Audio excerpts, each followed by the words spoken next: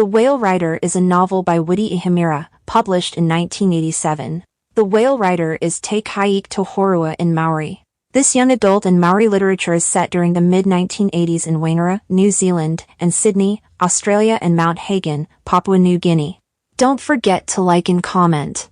The Whale Rider is set during the Maori Renaissance in the 1970s, when the Maori people of New Zealand began actively working to protect and revive their culture. Originally, the Maori migrated to New Zealand from an ancestral homeland in Polynesia called Hawaii, sometime between 1250 and 1300. European settlers, known locally as Pakeha, arrived in the late 1700s and early 1800s. Over time, the British took control of New Zealand and signed the Treaty of Waitangi with the Maori, supposedly recognizing their rights. But this treaty was later dismissed by a British court in 1877, and the government resumed taking Maori land. The Maori people also suffered greatly during the 18th century due to tribal wars, new European diseases, and firearms. Their population dropped severely, and by the end of the century, they were just 10% of New Zealand's population. The Maori language was banned in public, and many Maori leaders began to believe their people would eventually disappear into white society. But in the 1970s, Maori activists in Auckland started a movement to reclaim their culture. They fought for land rights, helped establish New Zealand as a bilingual country. The Whale Rider begins with the legend of the Maori tribe, when nature and all living creatures were joyfully waiting for the arrival of humans. When humans finally came from the east, they lived in harmony with the natural world. One very special relationship was between a whale rider and a giant whale. The Whale Rider brought life and hope to the islands with his spears. One of those spears was thrown far into the future, 1,000 years ahead, into the time of the story's protagonist, Kahu. The narrative then turns to a group of whales. The mother whales care for their young, while the leader, a wise old bull whale, thinks back on his younger days when he swam alongside the Whale Rider. The whale misses those times, and his sorrow grows stronger as he ages. Then, the focus shifts to Kahu. Her story is told by her uncle, Rawiri. When Kahu is born, her great-grandfather, Koro Aparana, is disappointed because she is a girl. In his view, leadership should pass from eldest son to eldest son. Since Porarangi, Kahu's father, is Koro's eldest grandson, he is next in line. But Porarangi's first child is a girl, Kahu, and Koro refuses to believe a girl could ever lead the tribe. Because of this, Koro rejects Kahu and refuses to carry out the traditional Maori ritual of burying her birth cord. Instead, his wife Nanny Flowers asks Rawiri and some friends to help her bury the cord in the heart of the village. The story returns to the whale herd. The bull whale leads them away from the most dangerous predator of all, humans. He remembers the time when humans and animals spoke to one another, but that time is gone. Meanwhile, Kahu's mother dies within a year of giving birth, and Kahu is raised by her mother's side of the family, far from Wangara, the small Maori town where the story is set. As the years go by, Koro starts a school to teach the endangered Maori language and culture to the younger generation. Kahu visits Wangara whenever she can. Koro remains focused on finding a male heir who can carry forward Maori traditions in a world that's quickly changing. The whales swim to a deep-sea trench that once gave them food and shelter, but now the place is poisoned and dangerous. They are forced to keep moving, searching for a safe home. Back in Kahu's world, Rawiri decides to travel. When Kahu is 4, he goes to Sydney, Australia, and becomes close friends with Jeff. Jeff is called back to his family's plantation in Papua New Guinea and invites Rawiri to come along. Rawiri stayed there for 2 years. While helping on the plantation, he faces racism, especially from Jeff's mother, and feels out of place. These experiences, and his longing for home, push him to return to Wangara. When Rawiri comes back, he sees that Koro has become more determined to find a male leader to pass on traditional knowledge. Meanwhile, Kahu has come back to stay with her father, Porarangi, who has remarried and had another daughter. This further upsets Koro, who was hoping for a boy. Despite Koro's coldness, Kahu keeps trying to win his love. Toward the end of the year, Kahu invites her family to a school performance that showcases Maori culture. Rawiri, Porarangi, and Nanny Flowers all attend. Kahu had reserved a seat for Koro, hoping he would come but he never did. At the ceremony, Kahu performs a traditional dance with other girls and gives a heartfelt speech in Maori. In her speech, she expresses she loves her great-grandfather and wants to help preserve their culture. Her performance is moving, but Koro's absence saddens her. One day, Koro takes a group of his best male students out to sea. He drops a stone into the water and tells the boys that they must dive down and bring it back. But none of the boys succeed, and Koro returns home disappointed. Later, Kahu goes out to sea with Nanny Flowers and Rawiri. When they reach the same place where Koro dropped the stone, Kahu dives into the water and returns with the stone. She does this with the help of dolphins and other sea creatures. Rawiri and Nanny are amazed to see that she can communicate with them. Nanny tells Rawiri not to tell Koro what happened. She knows he is not ready to accept Kahu's extraordinary abilities or that she may be the true leader he's been searching for. The bull whale is leading his pod through the icy waters of Antarctica when a sudden collapse of ice forces him to act quickly. He decides to lead them back to the waters of his youth, a place that lives in his memory. The older female whales are worried. They know his longing for the past is clouding his judgment. But the bull whale is determined, and they follow him on what they know might be their final journey. Meanwhile, in Waingara, a large group of whales strands itself on the beach. Without help, they will die. While some people try to take advantage of the stranded whales, hoping to sell their meat and organs, most of the townspeople try to save them. Rawiri and his biker gang work with the police and wildlife officers to protect the whales, and the Navy comes to try to pull them back into the sea. But despite all these efforts, the whales die one by one.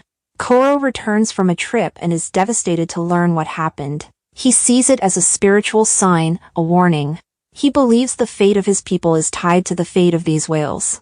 If the whales die, so will the spirit of the Maori people. That night, Rawiri, Koro, Kahu, and Nanny hear a deep, rumbling sound from the ocean. A great bull whale, marked with an ancient Maori tattoo, rises from the sea with a group of whales behind him. The bull whale beaches itself, preparing to die. Koro sees this as a final test for the Maori. He calls the people together and urges them to save the whale, explaining that their future depends on it. They try everything they can, using trucks, boats, ropes, but the whale will not move. It has come to die. Then, Kahu swims out to the whale, climbs onto its back, and somehow communicates with it. The bull whale believes she is the whale rider from long ago, Kahutia Te Ringi, and decides to return to the sea with her. Kahu willingly goes with the whales, though she knows it may mean never seeing her family again. She chooses to make this sacrifice, believing that it is the only way to save the whales and her people. On the shore, Koro finally understands who Kahu really is. He sees that she is the chosen one, the leader he had been waiting for all along. His heart breaks because he realizes he has been cruel to the very person who could have saved them. One of the oldest female whales realizes that Kahu is not the original whale rider, but she is his descendant, the one he sent into the future with his last spear. The whale herd must return her to land so she can lead her people. They bring her unconscious body back to Waingara and leave her on the shore. Taken to the hospital, where Nanny Flowers is also being treated as she had fainted from shock when Kahu left with the whales. 3 days have passed. Koro and Rawiri care for Nanny and Kahu. When Nanny wakes up, Koro admits that everything is his fault. He finally sees how blind and stubborn he has been. When Kahu wakes up, Koro tells her, for the first time, that he loves her. The novel ends with Kahu saying she can still hear the whales singing. Let's thematically analyze The Whale Rider by Witi Ihimaera. The Whale Rider is divided into 4 main parts, along with a prologue and epilogue. Each of the 4 parts is named after a season, symbolizing the cycles of life, nature, and time. The story focuses on the legendary figure Kahutia Te Ringi, who once brought life to Waingara by casting spears. One of these spears was thrown far into the future, and it symbolically leads to the birth of Kahu. Kahu's grandfather, Koro Aparana, is searching for a male successor to lead their Maori tribe. However, the birth of Kahu disrupts his expectations. Because she is a girl, Koro refuses to see her as a potential leader. Despite his coldness, Kahu is cared for and loved by Nanny Flowers. Each section of the novel opens with the ancient bull whale remembering the days when he lived in harmony with his master, Kahutia Te Ringi. These memories show the sacred relationship that once existed between humans and animals. But in the present, this connection has been broken, suggesting modernity has damaged the natural balance and cultural values of the Maori people. The spiritual unity between man and nature has been lost, as the Maori have lost many parts of their traditional identity due to colonization and modernization. Koro Aparana is like the bull whale. He clings to the past and mourns the decline of traditional Maori life. He believes leadership must follow the old rules and customs, and so he cannot accept Kahu as his heir. On the other hand, Nanny Flowers is more open to change. She sees Kahu's potential and believes that tradition must adapt to survive in the modern world. At one point, Nanny boldly says that Kahu is the real chief, not Koro. The conflict between Koro and Nanny reflects that modernity causes cultural distortion or deformity. Despite Koro's resistance, Kahu proves herself again and again. She embraces Maori language and customs, excels in cultural knowledge, and completes tasks that the boys fail, like when she retrieves the sacred stone that Koro had thrown into the sea. But Koro remains blind to her love and loyalty. He refuses to attend a cultural ceremony led by Kahu, where she proudly represents her heritage and expresses her desire to be accepted by him.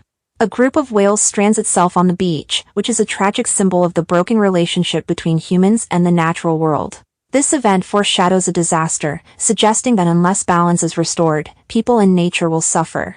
The novel calls for a renewal of that lost harmony. Kahu's uncle, Rawiri, faces questions of identity. When Kahu is 4 years old, Rawiri travels to Sydney.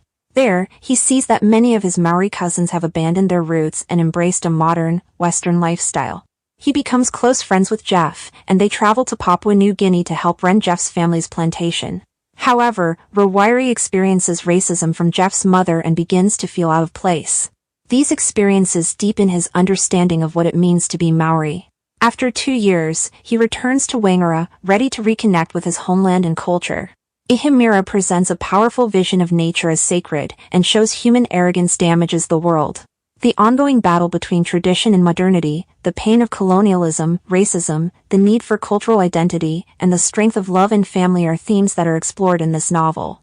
The Whale Rider is rooted in Maori beliefs about nature, time, and the spiritual connection between all living things. It begins with a traditional story of how, in ancient times, God, humans, and animals lived in harmony on Hawaii. Whales were seen as protectors of the ocean, guiding lost sailors. Some special people were able to speak with them. The Whale Rider emphasizes the cyclical nature of life, shown through the structure of the story, which follows the 4 seasons. Time in the story is not linear.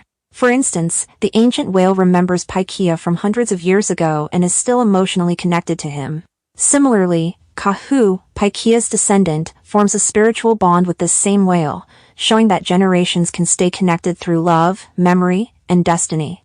Kahu's story starts with her birth and almost ends in her death, symbolizing the full cycle of life. She grows up in a time of crisis. The Maori are losing their traditions, language, and link to nature. Her great-grandfather Koro Aparana believes that only a strong leader can guide their people back to their roots. However, he wrongly believes this leader must be male. Koro Aparana teaches that in the past, humans lived in harmony with nature and followed the will of the gods. But over time, humans grew proud and started separating themselves from nature.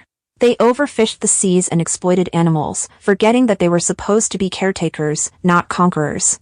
Koro tells a painful story about going whaling with his uncle and how he felt awe at the whale's beauty but watched his people kill them anyway. This reflects how far humans have fallen from the original oneness of the world. The old bull whale symbolizes wisdom and sorrow. He has lived for centuries, mourning the loss of Paikea and the spiritual connection between his kind and humans. When he beaches himself in Wangara, it is an act of despair. But Kahu, the only person who can speak to him, climbs on his back and rides him back into the ocean, like Paikea did. In doing so, she saves the whale and her people. Koro Aparana sees the tattoo on the whale's head, recognizes its sacred meaning, and declares that if his people don't save the whale, they will no longer be truly Maori. Kahu's heroic act restores balance between humans and nature and proves she is the rightful leader. The story warns that when people forget their place in nature and try to dominate it, they hurt the earth and themselves. But with humility, respect, and the right leadership, like Kahu's, this balance can be restored. Kahu, Nanny Flowers, and Muraway are all strong, independent women. Their stories are meant to inspire young girls, showing that women can be as brave and capable as men. This message stands in contrast to the beliefs of Koro Aparana, the chief of Wangara, who thinks only men can be leaders. He refuses to acknowledge Kahu, his great-granddaughter, as the rightful heir to lead the tribe, though she is more intelligent, spiritually attuned, and committed to Maori culture than any boy around her. Koro treats Kahu with coldness and disapproval because she is a girl. But in the end, when he sees her riding the ancient whale, just like their legendary ancestor Paikea once did, he finally understands that leadership is not about gender. The gods have chosen Kahu, and she proves herself worthy. Nanny Flowers sees Kahu's potential from the beginning and constantly defends her, insisting that women can lead too. Witi Ihimaera based this story on his daughter's desire for strong female characters. Through Kahu, Ihimaera criticizes the sexist traditions in Maori culture that limit women's roles. Ihimaera also shows these attitudes hold back the wider Maori community from achieving full dignity and equality in New Zealand. Hope you share and subscribe.